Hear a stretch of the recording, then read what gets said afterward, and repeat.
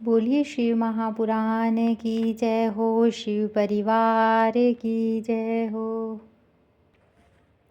14वां अध्याय अग्नि यज्ञ आदि विवेचन। अग्नि यज्ञ आदि विवेचन। ऋषि बोले, हे प्रभु, अग्नि यज्ञ, देव यज्ञ, ब्रह्मा यज्ञ, गुरु पूजा तथा ब्रह्मा तृप्ति को क्रम से हमें बतलाइए। सूत जी बोले, अग्नि में द्रव्य युक्त हवन करना ही अग्नि यज्ञ है। हे ब्राह्मणों, ये अग्नि यज्ञ कई प्रकार का होता है। एक तो वह जो समिधा अग्नि में हवन की जाती है। दूसरी ब्रह्मचर्य अग्नि, जिसमें ब्रह्मादि का बाहुल्य होता है। जब तक विवाह नहीं होता तब तक वह ब्रह्मचारी है। जब विवाह हो जावे तब 2 समय अग्नि यज्ञ करे। परंतु जिन महापुरुषों ने अपनी आत्मा में ही अग्नि आरोपण की हो और वनवासी हो, तो ऐसे पतियों के लिए समय पर थोड़ा और हितकर भोजन कर लेना ही अग्निहोत्र है। विवाह के समय से अग्नि संदान को सदैव सुरक्षित रखना योग्य है। उसे कुंड या भांड में रखे जो कि सर्वदा सुरक्षित रहे और कभी न बुझे। ऐसी अग्नि अजस्त्र अग्नि कहलाती है। हे ब्राह्मणों, सायंकाल की अग्नि आहुति से संपत्ति बढ़ती है और प्रातःकाल की अग्नि से आहुति से आयु बढ़ती है तथा दिन में इंद्र आदि सब देवताओं के लिए उद्देश्य से अग्नि को भी जो आहुति दी जाती है वह अग्नि यज्ञ, देव यज्ञ कहलाता है। ब्राह्मण और देवताओं की तृप्ति के लिए एक बार यज्ञ करे, शेष समय वेद का अध्ययन करे। हे ब्राह्मणों, अब तक और आदर्श सुनो। आदि सृष्टि में करुणा कर महादेव जी ने सर्व लोकों के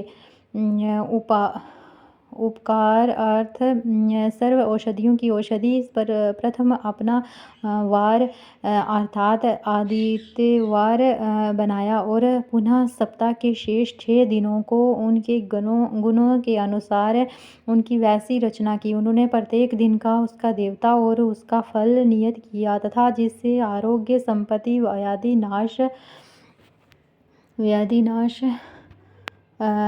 पुष्टि, आयु, भोग, मृत्यु और हानि ये यथाक्रम से प्राप्त होते हैं। ये विधि भी नियत है। उन वारों दिनों के देवताओं की प्रीति से 5 प्रकार की कल्पित की गई है। जिस देवता को प्रसन्न करना हो उसी का मंत्र, होम, दान और जप करें। नेत्र, शिरोरोग व कुष्ठ की शांति के लिए आदित्य और पूजा का ब्राह्मणों को भोजन करावें। 3 दिन, 3 महीने या 3 वर्ष तक तथा इससे भी अधिक पूजा करें। यदि प्रारब्ध प्रबल हुआ तो गण आदि रोग नष्ट हो जाएंगे, इसमें संदेह नहीं है। पापों की शांति के लिए रविवार के दिन ही पूजा उत्तम है, जिसमें जप अधिक से इष्ट देव को प्रसन्न किया जा सकता है। लक्ष्मी के लिए सोमवार को लक्ष्मी पूजा करें। रोग शांति के लिए मंगलवार उत्तम है और इस दिन काली आदि का पूजन करें और उर्द, मूंग आदि 4 सेर देकर ब्राह्मणों को भोजन करावे। बुधवार के दिन विष्णु का दही से व अनेक प्रकार के पूजन करे तो सर्वदा पुत्र, मित्र, कलत्र, स्त्री की पुष्टि होवे। बृहस्पति का दिन आयुवर्धक है। इस दिन ब्राह्मणों को गौ देवताओं को उपवीत वस्त्र चढ़ाकर क्षीर, दूध, घी से उनकी पूजा सेवा करे। भोगों का इच्छुक शुक्रवार को जितेंद्रिय हो षटरस भोजन युक्त देवताओं और ब्राह्मणों की पूजा करे। स्त्री प्राप्ति के लिए शनिवार के दिन रुद्र आदि का पूजन करे और तिल का होम, तिल का दान और तिल का भोजन करावे। साथ ही उन दिनों के उन देवताओं को नित्य पूजा, स्नान, दान, जप, होम और तर्पण करता रहे।